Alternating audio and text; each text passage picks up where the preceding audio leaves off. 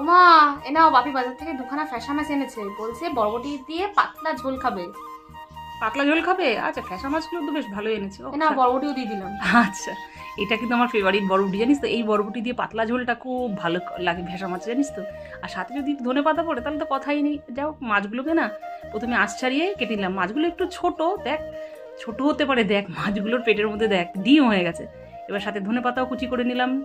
এবার বরবটিগুলোকে একটু লম্বা লম্বা করে কেটে নিলাম। কাটার পর একটু ভালো করে ধুয়ে নিলাম। এবার কড়াইতে তেল দিয়ে মাছগুলোকে হালকা এপিট ওপিট করে ভাজলাম। বেশি ভাজে জানিস তো মাছের স্বাদটা না চলে যায়। এবার একটা হালকা মশলা করতে হবে। এই মাছের জন্য কিন্তু বেশি এক্সট্রা মশলা লাগে না। আদা, জিরে, সামান্য লঙ্কা আর এই সামান্য একটু পেঁয়াজ দিয়ে ব্যাস একটা মশলা করলাম। এবার কড়াইতে কালো জিরে ফোড়ন দিয়ে বরবটি কটা দিয়ে একবার নেড়ে চেড়ে মশলাগুলো দিয়ে একে একে নুন, হলুদ দিয়ে খুব ভালো করে কষিয়ে নিলাম।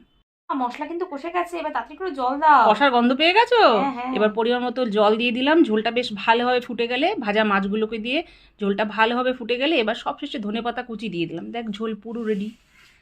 বন্ধুরা, তোমরা কমেন্ট করো কে কে শীতকালে এই মাছটা খেয়েছো। আমাদের বাড়িতে কিন্তু এই বছরই প্রথম হলো। হ্যাঁ, এবার গরম গরম ভাতের সাথে একটু ঝোল নিলাম, সাথে ভাত দিয়ে মাছ মাখলাম। উফ, দারুণ দারুণ দুর্দান্ত লেভেলের একটা স্বাদ পেলাম।